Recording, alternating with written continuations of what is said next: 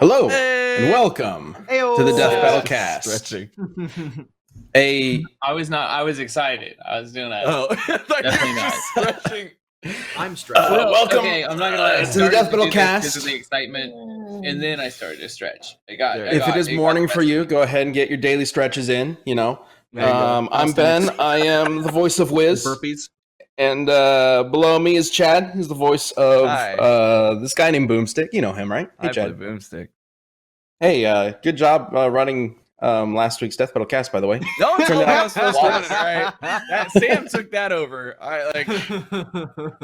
You give me heads up. I can put it more on the rails for you. But Well, to the right down there is like it. So to the right down there is Sam Mitchell. Sam, yeah, that's me. good Hi. to see you. Good job running last week's Death Battle Cast. Of course, By you're the way. welcome. It was flawless. And then over there, It was Jim. Liam and I can high five. Hey. Other side. No. Other side, Liam. There it is. Yeah, perfect. Fire boom.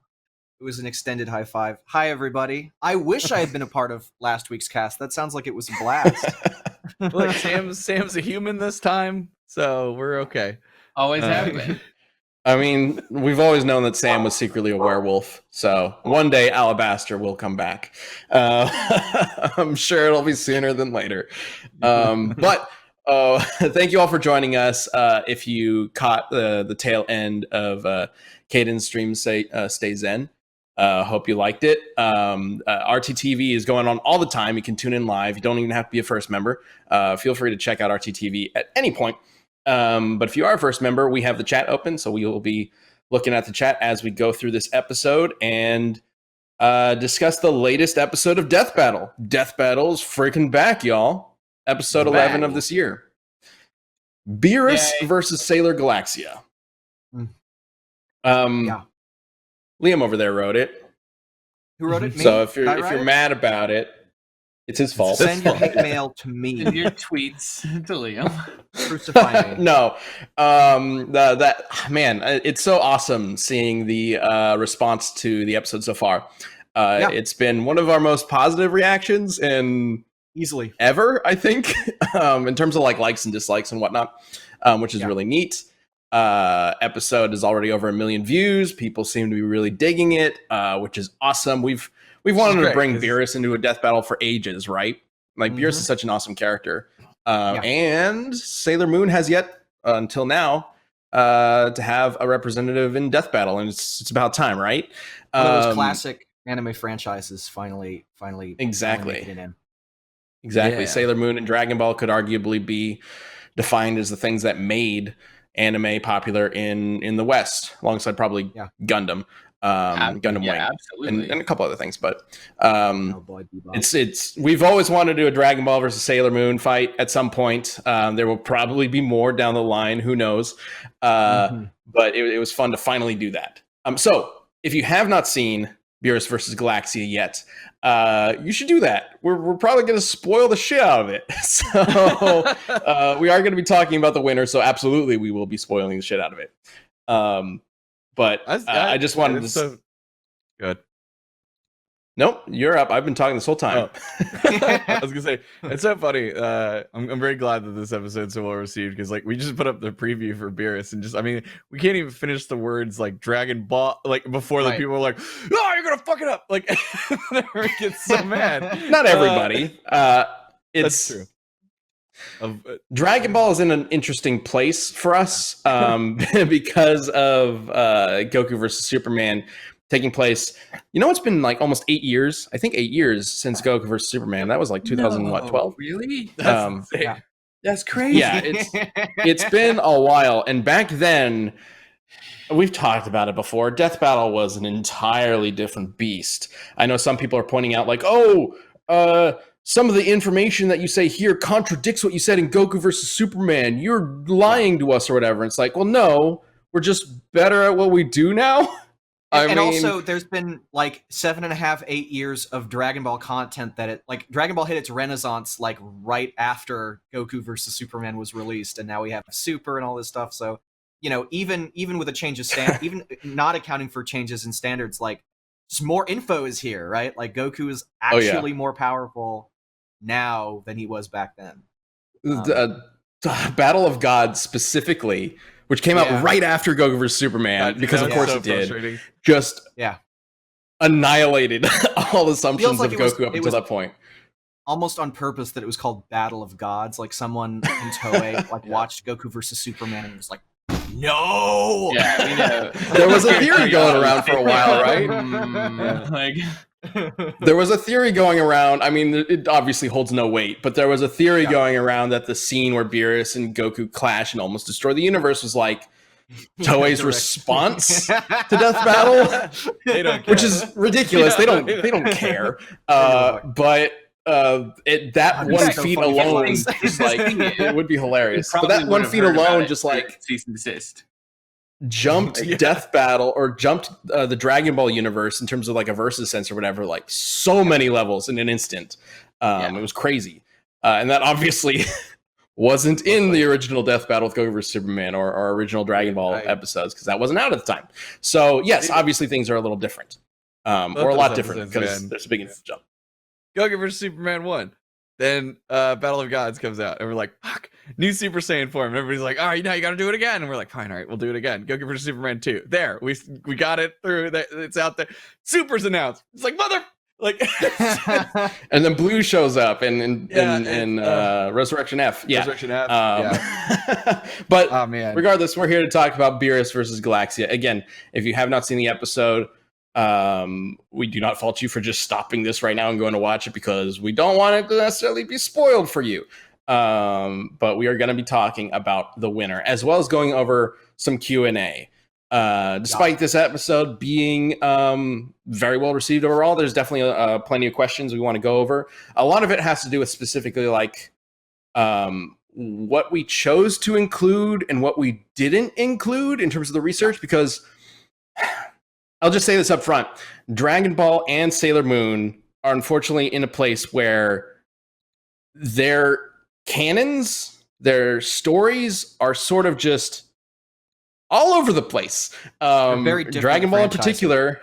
Yeah, Dragon Ball in particular has 2 canons right now. Like there's no specific, we don't know which one to take. The manga or the anime right now. Yeah, like it really is weird with like doing that. I mean, we've dealt with it on most recent Dragon Ball, especially like I feel like Super, especially, and like we did it with Master Roshi, even that far back. Like them splitting the manga and having like completely different things happen in the manga with people and their powers and everything is like, it's kind of hard to say like, oh, this is the one, you know, but. Yeah, and it's specifically because of how it's being made. Because originally, you know, Dragon Ball and Dragon Ball Z were just adaptations of a manga. Yes, there was like additions for the filler and whatnot, but that could still be, you could still very easily look at the Dragon Ball manga and be like, that is the primary source. That is what we're going to be pulling from, and the anime would just be supporting evidence. That's how we've treated Dragon Ball Z, right? Since the change to the research that we did in like season 3.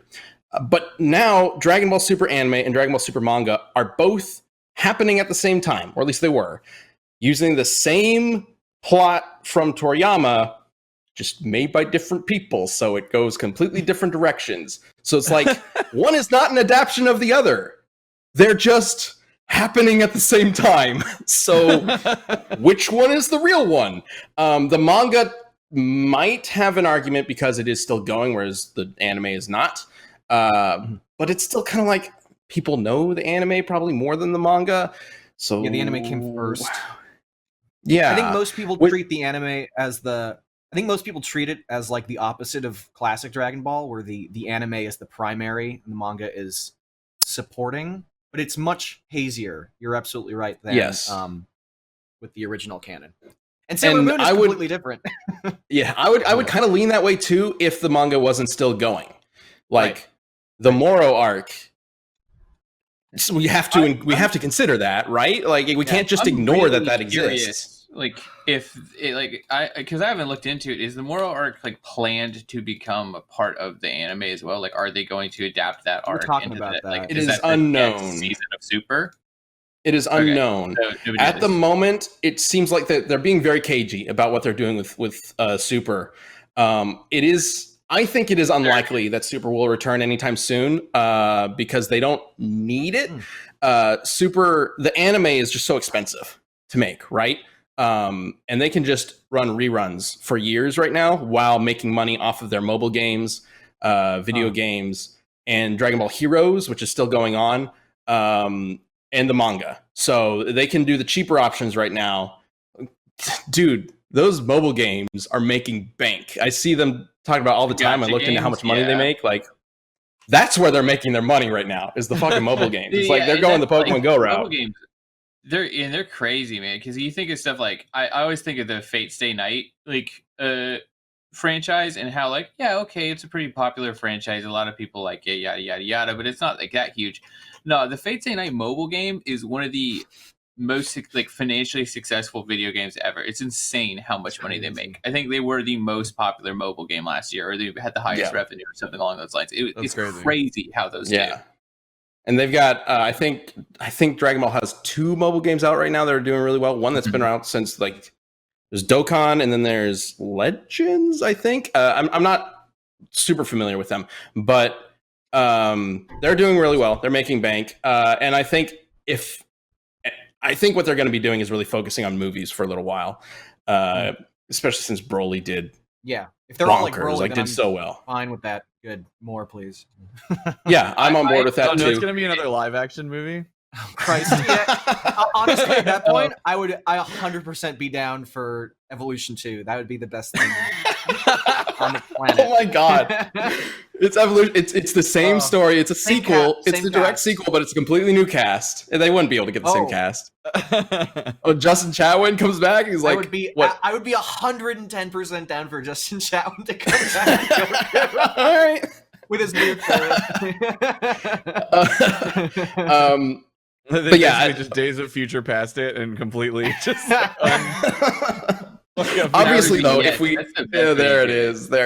God, that movie, classic. God, oh my God! You look at that; it looks like a teen drama. Like it looks like it is. That's exactly what it was. I know, but it looked like a Nickelodeon movie. It looked like. Remember when the bullies called him Geeko? Oh God! I've tried to forget. It was everything about that. Maybe you can go back to the poster. The fact that the lady on the left is just like holding a gun. Like, what the fuck does a gun have to do in this place? Bulma. Yeah, Bulma was like packing heat. I mean, she was technically in the show, but she wasn't like skilled with a gun. Like in this show. Oh no, that was Mai. They had Mai in it for some reason. Yeah, she was King Piccolo's servant. Yeah.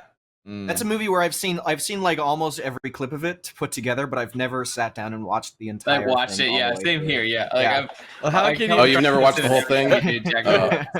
Why is it a T-shirt? Oh, God, I can't. It was in high school. Cody's very focused on those eyes. You can tell. Gaming news guy says still better than live action Avatar. Ooh. Yeah, live action Avatar really hurt me like deep inside and kind of may have killed the franchise for a little bit. Oh, it did. It definitely hurt the franchise more than Dragon Ball Evolution hurt Dragon Ball. It screwed over Korra. Nickelodeon didn't want anything to do with Korra after the Shyamalan movie. Right, so they took it off. They took it off television too. They took Korra off. They took it off. They changed the air times. They changed its budget all the time. Like. One of the reasons why Korra is overall a good show, but it's a messy show, and especially season 2. And one of the reasons why is because Nickelodeon had no faith in the Avatar brand after the movie came out. Cypher of Force says Goku from Evolution versus Superman from Smallville. You know, if we were to ever do Goku versus Superman again, which I'm sure some people think we should, especially because of the new rule sets. The second we announce it, I'm afraid they're going to announce like Super's coming back, and now he's going to be Dragon 100%. Super Saiyan green, or I guess that's legendary. Dude, Super Saiyan purple. Man, it happens every time, and it's like on the one hand, it's like awesome. We get more Dragon Ball content. Like, when we did the first Goku for Superman, never in a million years do we think randomly they're going to be like, and here's more. Like, you know, It's just this Was that the double-edged sword genesis because, of the Death Battle curse? Was like the first? Yeah. Was that the first big one? I think that was the first time we kind of noticed that it was happening. It might have happened beforehand, but It's very consistent. It's but very consistent. And it's just we're all just so conflicted because it's like, as fans of the show, it's like, oh yay, we get more Dragon Ball. But then because we do Death Battle, it's like, oh, you really just fucked us. All right. Well, we do need to get to the Q&A. So let's go ahead and jump into that. Liam, I'm definitely going to be leaning on you as the writer as well, but I've got some answers to some of these questions too. So let's start with first question. Why isn't Galaxia's universe the same size as Beerus? Are we sure it isn't larger? Oh, that's a very technical question to start with. Yes, yes. I can jump in on that. This is specifically referencing how we scale their universe-destroying abilities and how the Dragon Ball universe, based on our calculations, is 9 times larger than our own observable universe, right? Whereas Galaxia should be pretty similar, maybe a little bit bigger. Yeah. So basically, one of the things we came up against in the research process was realizing that both Beerus and Galaxia, they're both universe destroyers. So they're as the same power, right? Well, not actually, because Dragon Ball's universe is like much larger than our own, and it is completely different. Like we have maps, and its cosmology has been explored in the show. It's a completely different thing. So Beerus destroying that universe is worth a lot more than Galaxia destroying hers. And the Sailor Moon universe is different than ours. I don't want people to get the misconception that like we're just saying that Galaxia's universe is the exact same as ours. It's not. There's some differences, but those differences don't really have anything to do with size. Like there is an opposite mirror universe that we talk about, but both are like bounded. Like there were claims that Sailor Moon's universe is like infinitely sized. So doesn't that mean it would take infinite power to destroy it? It's not actually infinite sized. There is a character called Death Phantom, or something called Death Phantom, which is stated to be at the edge of the universe. His dimension is at the edge of that universe. So if it has an edge, we know that it is bounded. It is not infinite. And when we don't have any information suggesting that a universe or something, and really anything, is different than our own, then we just assume that it's the same as our own because the writer had our universe in mind.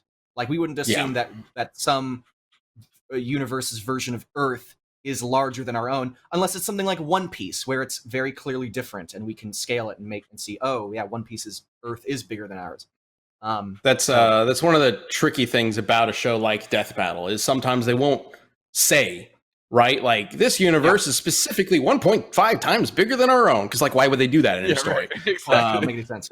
So it sure would be we kind of have it would be very convenient for us, but we kind of have to just assume certain things about scale of the world and the universe and whatnot, because unless there is something very clear that makes it different, like the One Piece world, then what else are we going to use? We can't just make up some number, and we could theoretically try to piece together clues, maybe if enough exist, but there would have to be quite a few.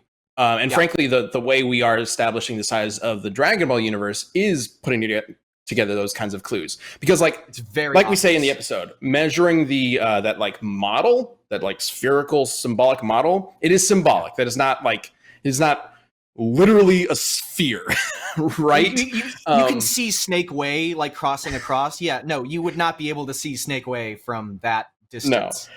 No. We understand that it's symbolic in nature, which is why we say that we are conservatively measuring it. There is some claims that like Heaven, the planet Heaven, is infinite in scale, similar to the claims that the Sailor Moon universe is infinite in scale. So it's like both these universes have these issues, and we just kind of have to scale it back a little bit to get a more reasonable expectation of the size that we're dealing with.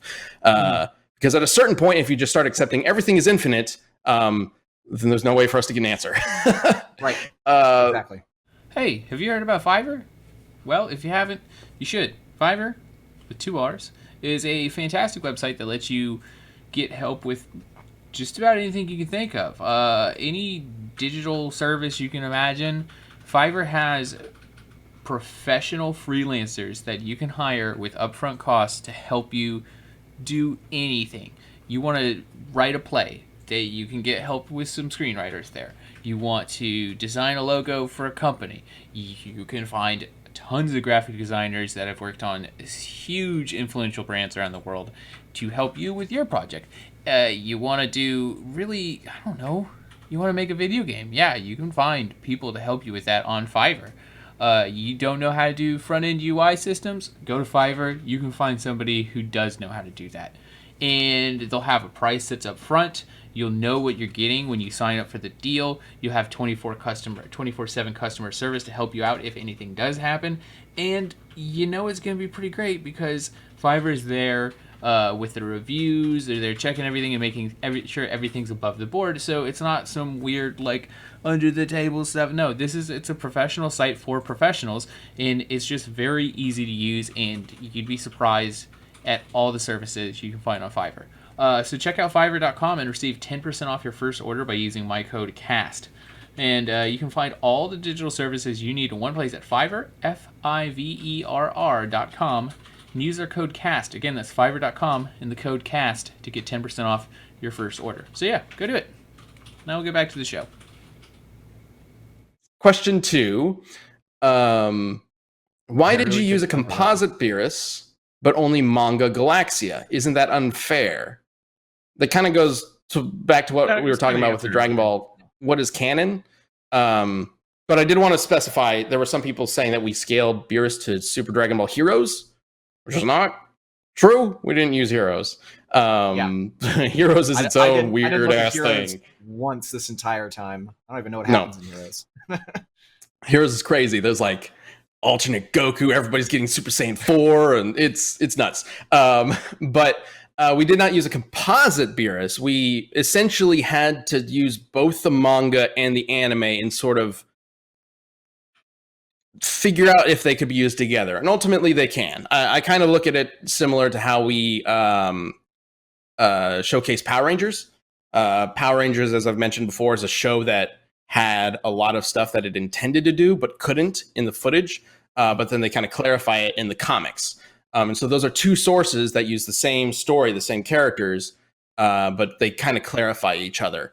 And I feel like that's the best way to sort of use the anime and manga of Dragon Ball Super.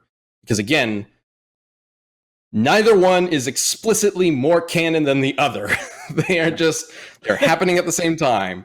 Obviously, Dragon Ball, original Dragon Ball, is all manga. Manga takes priority. But once you hit that mark, and it's time for Super, guys, it's a little up in the air. So we got to kind of use both and sort of make sure that they can match each other, essentially. And they generally can. It's not like one of them goes completely off the rails, because they do both stem from the same source. It is Toriyama's story, just told through two different authors, person and companies. That's what's happening. Such a weird decision. Yeah, to have, it makes sense from a business perspective. Yeah, because then you gotta where you have this split story. Yeah, this way they don't have to wait. So many anime from back in the day would or shonen would get to a point where the manga is, and then be like, well, all right, either we need 100 episodes of filler Naruto, or we have to wait or Bleach. Hunter x Hunter, and then the manga never comes out and the whole show is canceled. And then they got to reboot it later on. So but what about Dragon Ball's creative consistency, man? Think they care that much? The thing that no one has ever cared about. Toriyama doesn't even give a shit. Like, the dude is just there having fun, writing about cool characters. That's all he wants to do. For the rest of his life. Yeah, and we can't fault Toriyama for wanting to write cool scenes and cool characters. He does a good job at it, so just let him do his thing. All right, next question. Oh, wait, there was a second part of that question that you want to talk about, Liam. Why didn't you use Galaxia's more powerful feats from the anime? Yeah, so this is kind of just bouncing off of that. There's the Sailor Moon's manga and anime relationship is different than Dragon Ball's. The anime is way different. And branches off into something completely different, especially for Galaxia. Galaxia, it's a Full Metal Alchemist thing. Exactly. Where it just splits off. And Galaxia's character in the anime is kind of the exact opposite in the manga. In the manga, she's like, I hate chaos. I'm going to destroy chaos. And she was always evil. In the anime, she used to be good, but then was corrupted and controlled by chaos. And so she's like half chaos, half Galaxia kind of thing. It's very weird and completely different. And that's a perfect example. If anybody wants to like use this as a reference going forward, I think it's a perfect example of something that would not fall under the compositing rules that we have at Death Battle, because it's something that is completely different. So if it's completely different and contradicts, then we go with the manga, or we go with whatever the original source is, as opposed to like, I don't know, any of the other things that we've composited, as opposed to Beerus in the anime and the manga. Like, yeah, there is a tendency. There's a tendency when we say composite that people believe it's just like everything matters. Everything has been included. Yeah. That's not what we do, which is why I tend to try not to use the word composite. The way we look at it is, if it is the same character in a different situation, theoretically, we should be able to attribute the same information, so long as it supports the main timeline, the main story, right? Anime Galaxia, at the very basis of her character, is a completely different character. So bringing elements in from the anime is tricky. Now, we did kind of incorporate this might be a later question, but we did kind of incorporate the Starseed steel. Yes. Main reason for that was because we debated this for a long time, like whether we should include it, because it technically does kind of break our rules. But if we didn't include it, then people would just be wondering where the heck was the Starseed removal. We noticed a lot of people had not realized that the Starseed removal is not canon to the manga, and actually doesn't even happen in the manga, because there are some shots in the manga that kind of look like it's the same thing as in the anime, but it's not. It's different. And when we did research, we realized, oh, this isn't in the manga at all. So it's not an ability that she has. It's pretty different. We probably shouldn't include it, but realize that, people that have been talking about Galaxia and Beerus, because a lot of our episodes are debated before we announce them. People just debate them for fun, without knowing we're going to do an episode on them. People were talking about the Starseed removal, all that stuff. So we felt like we would be remiss if we were not to at least address it. It is such a powerful move of hers, and it would be strange if she didn't use it, essentially, against Beerus, which is why in the rundown we very specifically separate it. We talk about how she's able to do it in the anime, but not in the actual story. And I figured that would be the best way to deal with it. If we present it as just a separate thing that is not technically canon, and then we show it, and just so long as that's not necessarily the reason why she would win per se, it'll be fine. We'll kind of work around it. So it's a little tricky. I understand how some people who get really into the nitty gritty of this are going to think like, well, that doesn't make sense or whatever. I totally understand that. It was more so just to kind of clear the air and make sure we let everyone know that everything was covered. It's kind of like we did a little bit similar with like Master Roshi, where like it was right around the same time where in the manga they had showed he gets like a glimpse of Ultra Instinct, and it was like, okay, well, this is doesn't necessarily fit in with the anime's arc, and we don't know where it is in the canon. It's like, if we don't talk about it, that's all people kind of talk about, and it's not necessarily uncanon. It's like in a weird gray area and position of uncanon. That one in particular is really bizarre, because it's like with Beerus in the manga versus anime thing going on with Super. Generally speaking, you could just say that he should be able to do everything that he does in the manga and the anime, and vice versa, because he's the god of destruction. He's like the most powerful character of the cast for the most part.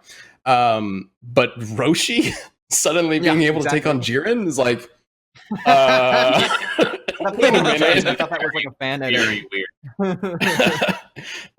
That's a little iffy, but they did it, so I guess we got to think about it. But regardless, next question. If Galaxia has infinite energy, how could she be less powerful than Beerus? Yeah, this is a classic. More so, yeah, it's she has an infinite pool of energy to pull from. She can't output an infinite amount of energy at one time. It's like the androids. It's like if you had 2 batteries and like her battery would just constantly refill. But it's not like you can suddenly dump all of the battery out and like throw all that energy out at once. She still has to filter the energy through her own body. She can only output so much. It's kind of like the androids in Dragon Ball. It's not just because they have like infinite energy doesn't mean they are now the strongest characters in the show. Yeah. Right. Their ki doesn't power run out. They're thing generating and it. more of a stamina thing. So if Yeah. she and Beerus were at the same level of power, then that would be a huge advantage because she would never run out, while Beerus eventually would get tired and his ki will run low. But that's not the case. He's much more powerful. Easy enough. Question 4: If Galaxia is it's this question. If Galaxia is immortal, how can she die? But what? Seen this one a couple Because times. she can? Yeah, she immortality as it's not like Zamasu's Longevity. immortality. Exactly. Yeah. It's the elves from Lord of the Rings. She'll Right. last forever. She can be killed. She'll last forever, but can be killed. Yes. She does not. Elves from she Lord of does the not Rings, go gods from bad. Greek mythology, that kind of thing. Yes. Me secretly. Can I'll Beerus go kill back to Galaxia if he can't directly reach her Sailor Crystal? that. Yes. One of the things I had seen brought up was like, oh, Beerus needs to destroy her crystal in order to keep her from coming back. Well, so the Sailor Scouts, Sailor Guardians, like they're super tough. They have like insane durability, but like if you cut off their head, like they'll die like anybody else. I believe it's only Usagi or maybe a couple of other characters. I know specifically Usagi that have this like crazy regenerative abilities. Galaxia does not. She didn't have that. It's not a universal power that they have. If you They kill her body- reincarnate. They all reincarnate in some way, but just popping back up after being obliterated is different. Yeah, and I'm looking at my notes here. They usually also need help. If like you kill them and their Sailor Crystal is left, she would need if she wouldn't come back instantly from that. They usually need to be revived by somebody else. It's almost kind of like kind of a no duh now that I think about it. Steven Universe, the crystal gems, how they have their little crystal. Now that I say it, I'm like, oh, that they obviously got that from Sailor Moon, but it's sort of like that concept where they're damaged enough, they'll revert to that. They need to pop back. Cool. Yeah. If she's killed, she's killed. Let's try to knock out the rest of these questions pretty quick. Why didn't you mention that Galaxia could do? And then you just got blank. List off powers that she doesn't have. Yeah, just a lot of think she does. There are a lot of powers that, as we were going through the debate, that like, oh, does she have? She could do this and this. I like people were saying that she can turn off the concept of destruction. It's not Sailor really Moon like is that. so the way Sailor Moon is written is it's a lot more personal than specific when it comes to like combat and things like that, right? Yeah. They're not out there saying like this attack can do blank blank blank, you know, that typical shonen thing where like everybody does an attack and then it cuts over to Brock over on the side and he's like, oh, water is strong against rock or whatever. It doesn't have stuff like that happening all the time. So there are certainly some attacks that happen in the manga and then you look at it and you go, wait, what is happening? And it never explains it. And that's where a lot of that idea comes from. Yeah, like something like oh, she leaves planets without like devoid of life, and people were saying, oh, she can just instantly like she emanates death from her body. Like no, she just killed all of them. They just didn't show that. It's a very flowery. So I would there's a lot here. We don't have to go through all of them, but like it's the idea that like Sailor Galaxia, when you actually read the manga, it's very much more. Is what they did. Yeah, exactly. It's a much more. She's a much more straightforward character than I think a lot of people realized. I think some of her abilities were slightly embellished due to the kind of flowery, ambiguous nature of Sailor Moon, the manga. For sure. Is there any one or two in particular that stand out? The Death Hacks one was pretty. I quite enjoyed. Let's see. I'm looking right here. Oh, there's one that says that she can warp space and time. Because there was one quote that said, like her actions had caused had caused changes in the future, like she was able to affect the future from the past. What actually was happening was that she was just killing people, like a shit ton of people in the past, and then in the future, all of those characters were like no longer existing because of like a time paradox kind of thing. If they were killed in the past, they couldn't exist in the future. She wasn't actually like shooting out time beams like that. Yeah, it's much more straight. You know, like you do every once in a while. Disappear. You know. Yeah. Haven't you ever like killed someone in the past and then they have them die in the future? You know, it's every day. Galaxia was very much a diversion from what was expected of the universe to go through, right? Yeah. Like that was kind of her thing. Yeah. Okay, next question. Why did Destruction, Starseed Removal, and Hakai fail? I mean, that mainly just comes down to power levels, right?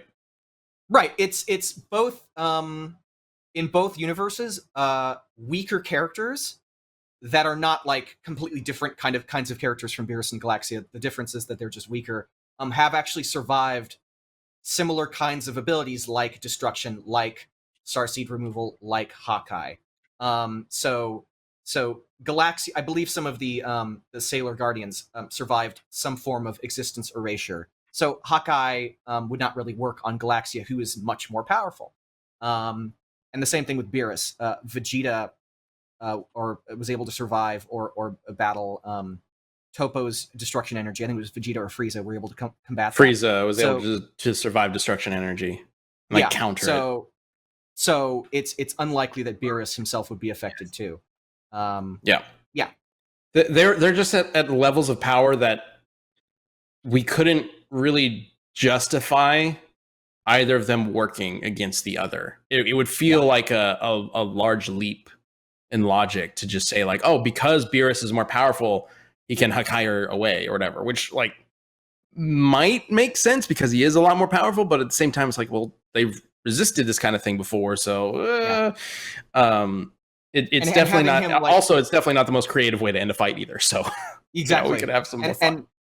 And having Beerus like reach out and grab his Sailor Crystal and pull it back into himself was kind of our way of illustrating that concept in kind of a fun, cool, like, you know, twist at the end of the fight, kind of thing. Question 8: why couldn't Galaxia just kill Shin to win the fight? Because the Supreme Kai and God of Destruction. Yeah. If one dies, the other one dies as well, right? Yeah. Yes. Shin's not in the death battle. The end. Like, that's it. Like, this isn't Galaxia versus Beerus and Shin. So Galaxia would have no way of knowing that is a thing. Yeah. She probably wouldn't give a shit. Like a weird crossover episode, that logic. Like, I could see where you're going. Yeah, that's not the concept of the show. Like, nobody showed up to, like, we're not trying to clickbait you with this weird concept of, like, oh, back to it. We left it open.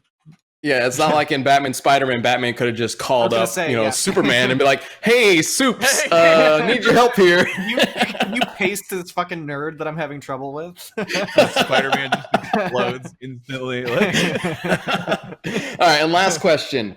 Your argument relies on comparing Beerus's minimum to Galaxia's maximum. But what if Galaxia's power was much higher than Beerus's minimum? Since we haven't seen Beerus's full power, would there be a way to accurately justify either one winning? Essentially, the idea is, and I saw a lot of people commenting on this, there's no real specific way, at least as far as most people know, to gauge Beerus's full power. So if we had to go that route, if Galaxia was more powerful than she actually is, how would we have justified Beerus winning if we can't technically gauge his full power? Mm-hmm. And while it is true that we've never really seen Beerus at full power, we've never actually we don't have any specific example of him like using his full power. We do have some hints. And fortunately we didn't really have to get into this because this does get into a little bit of assumption. But that's just kind of how Death Battle works sometimes, where characters, we kind of have to piece the clues together to figure out how powerful they are. Fortunately, we didn't have to do that with this one. And at the end of the day, what was it? Super Saiyan, current base Goku in Super Saiyan 1 is essentially more powerful than Galaxia should be. So naturally, Beerus is going to be... Just in base, not even in Super Saiyan. Like, Goku in base, at the beginning of Super, has a greater power feat than I still hate Galaxia the idea does. that he's just Super Saiyan God forever now. That's so weird Yeah, to me. That is it not how I is. originally interpreted that line, but apparently that's what it is.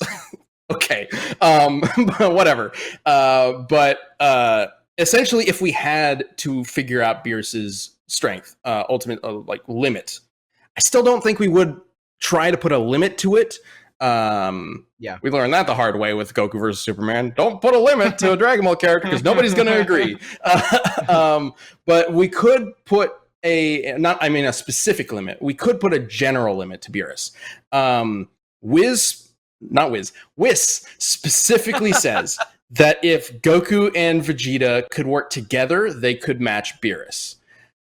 And then, this is in the Broly movie, and then when they fuse together into Gogeta, he brings it up again. There are a few hints that, and also they mentioned that Broly is probably stronger than Beerus. So with those together, it seems to imply that Beerus is probably around Broly and Gogeta's level of power. And so we could sort of pull from that to get a general idea. Again, not an exact limit. It is possible that he's a bit stronger. It's possible that he's a bit weaker.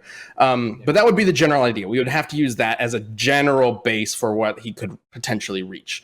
Again, fortunately, we didn't have to do that to figure out who would win this, but that's probably the direction we would go if we had to. Again, I don't necessarily know for sure if that is what we would do, because we didn't. We didn't have to do it, so we didn't do it. But that would be where we would start. And then we would take that information and then go through the rest of Dragon Ball Super and the manga and the anime and see if we can find more information, see if we can lock down more specifics to see where it could possibly land.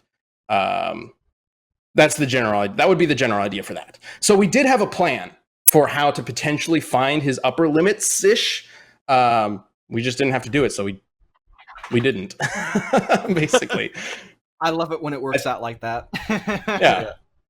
I don't know. We've done a lot of these death battles, so it's possible that there's an episode where we had to pull off a few jumping through hoops in order to find an upper limit. But generally speaking, we fortunately don't have to, which is very lucky for us. But sometimes that's just kind of how it goes. Like when we pick these episodes, we don't pick them knowing in advance who's going to win. The way Death Battle works is we look at your suggestions, we look at the suggestion form, we find the ones that are the most requested or the ones that interest us the most, and then we kind of just go with it. Preliminary research. Just like we obviously do some preliminary research to see if the match would be like fun to watch and interesting to talk about. But like that generally, the preliminary research for something like Beerus versus Galaxia is, they're both really strong. They can destroy planets and galaxies like instantly. Okay, let's do it. That's basically what it is. Exactly. But there's been so many times we'll do some preliminary research and we're like, this could be a good fight, but like we're pretty sure this, X character is going to take this one, and then we find something and it's just like, whoa, like this is absolutely insane. Like My Left Pony is a great example of that. With Kirby? Oh God! Don't bring Kirby that episode too. up. Oh my God! Oh man! Episode. But like, I mean, it was originally supposed to be Kirby versus Ditto, and then we looked at Kirby and we're like, "Holy shit! Oh shit! Like, there's no way." We're like, he needs. Nintendo has, if anything, leaned even more into like some of the lore tidbits in Kirby are like they read like Dark Souls lore things. It's really funny. Because he's fighting like intergalactic nightmare people are like usually the final bosses of Kirby games. Lovecraftian monsters. Mm-hmm. Yeah, Kirby's fucking weird, man. That entire character came from like, hey, we have this asset we're using to test the boundaries of our NES game. Oh, he's kind of cute. Why don't we just keep it and make it pink? And then it's just boom, 30 years Let's later, have him all fight this the devil. Yeah. All right. So I know that went a bit long. We need to get into, I guess we're skipping what's going on and jumping right into the community death battle.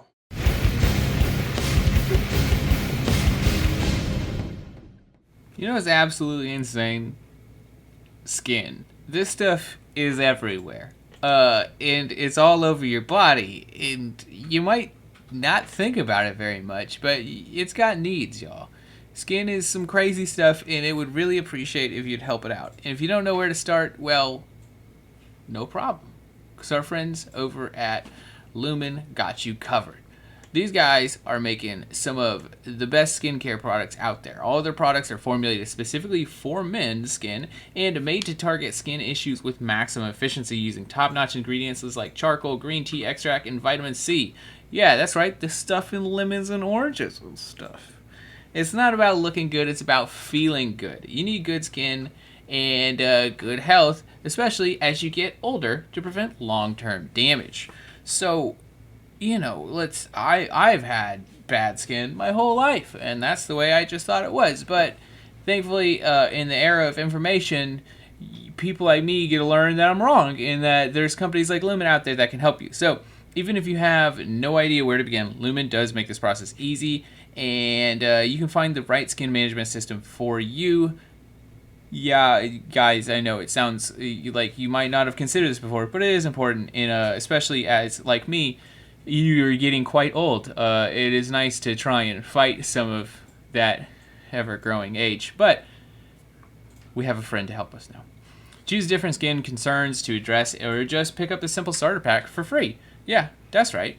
You deserve to look and feel your best, and here's where to start. Go to lumenskin.com/cast and get a 1-month free trial of everything you need to start your skincare journey at home. That's lumenskin.com/cast to get your first month free. lumenskin.com/cast. Go check it out. And now we're going to get back to the show. I will say, next episode is Zuko versus Todoroki. This was not actually planned because of Avatar's recent boom.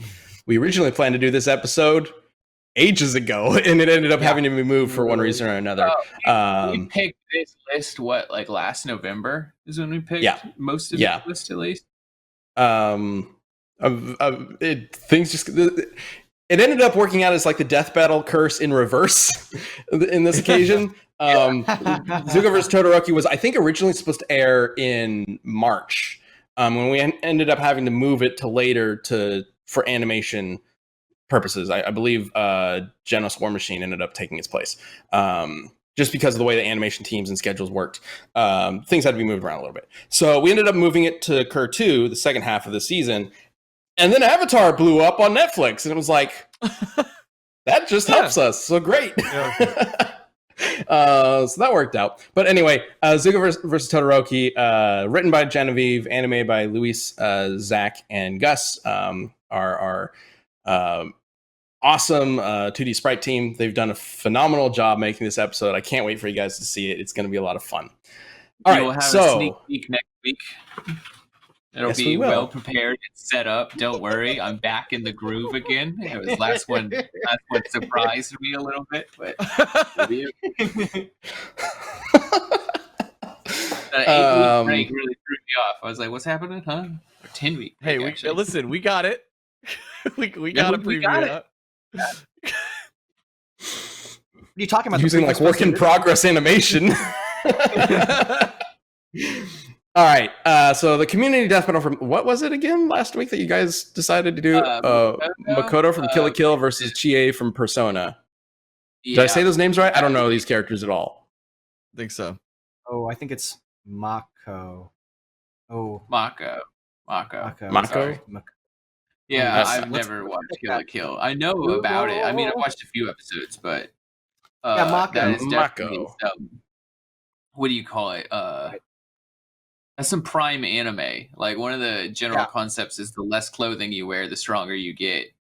That's some anime shit right there. Like, so. Oh, okay. So is this just because they have similar hair? Like, is that what it is? Well, and they're all kind of like melee combat-y. Is, I guess, a big part of it. Schoolgirls. They do the punch. Well, fortunately, as with all community death battles, it's not necessarily up to us. It's up to you. So we've got some answers from Twitter, I assume, right? To show? Yeah, of course. Okay, cool. Let's go ahead and bring up the first answer for... No, just- Mako. Sorry, I don't wow. understand. Okay. From I don't understand Kyoto, either. Maine. Mako has this in the bag. For starters, she's practically unkillable. She once took several hundred tennis balls to the face from tennis players who could all hit with enough force to shatter wooden targets with ease and even dent steel and survive. On top of this, she has also survived numerous explosions throughout the series with no injuries. In terms of power, Mako, with her 2-star uniform and her fight against Ryoko, was able to create a massive crater in the ground. This means she can hit with a force of about 5,500 tons of TNT. Source. In conclusion, I have no doubts that Chie gets KO'd. Wonderful. Can you read Yeah, the that whole was great. source out? Wow. Okay, that was a lot. The tennis balls to the I- face threw me off, man. Like, The first put it to work. The pun was good. I had to put it up. sure, yeah, way to go. All right. Well, let's see if we've got an answer for Chie. So is it Mako or Mako? It's probably Mako, right? Whatever. Mako. I think it's Mako. Lizards for days says, I think Chie has this. She's much faster via light dodging feats and is stronger due to being able to kick people into space. Tomoe definitely helps with her various forms of magic. Mako's durability is likely higher, but against Chie, it hardly matters. Just the casual kick people into space. Like That was most of the really? comment section was gifs of her kicking people into space and stuff. That's okay. Liam, do you know if kicking into space would be more than the 5,500 tons of TNT explosion? It depends on how far you kick the person into space. If you were just kicking them into orbit, then hell's no. But I guess it depends also on how fast it took. But if you just kick them like hard, if you just kick them at escape velocity, then no. But I know Persona 4 does have stuff that I think is around that level or much higher. I just Pretty buck wild, I just don't know. Yeah, and people in the chat are saying it's Mako. I believe Mako would be like EI. okay. EIKO. Or at least translated as that. I'm trying to find this gif. I want to see her kick someone into space. Like It's Kill kicking into Persona space. 4 fighting game. Wait, no, this is the Persona character, Yeah. right? For finishing move. oh, it's the see the KO. It's just like I don't know. They go up and they become a star. Like It's the Team Yeah, Rocket definitely. kind of thing. That's more than Yeah, it's Team 5,500 tons of TNT. I'm just gonna go ahead and get the ball rolling and go Chie because I like the Persona franchise more. Deal with it. Well, I'm torn. Okay. I guess that 'Cause works. I feel that the first person had a more thoroughly researched argument, but the kicking into space thing's really got me right now. Because like if she could then just kick her into space, even if for some reason she could survive it, she's not getting back. You know what I mean? Good point. Like- You can be as durable as you want, but you're still, if you're not rooted down, you're still gonna go. You're still Can Mako survive the vacuum of space? Hell Probably no. not. But regardless, she's not getting back. She'd just be like, just It's like orbiting Mars. the Earth. Just kick her into the Like- sun.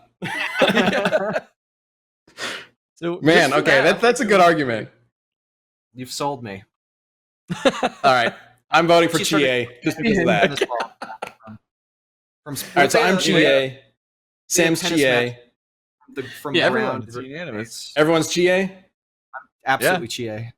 All right, we got a clean sweep, at least as far as we're concerned. But as always, it's up to you guys to let us know who should win with the poll. So let's go ahead and bring that up. Or Poll time, if we have it. Do we have the poll? suspense. I might have fucked that up. but- Welcome So to the most hold on. professional show on Let's RTTV. Let's backtrack just a little moment to the beginning of this segment where Ben was like, "Do we have that?" And you're like, "Yeah, of course. Like, why wouldn't we? Come on." And now, Yeah. when we I mean, need come the on, come poll,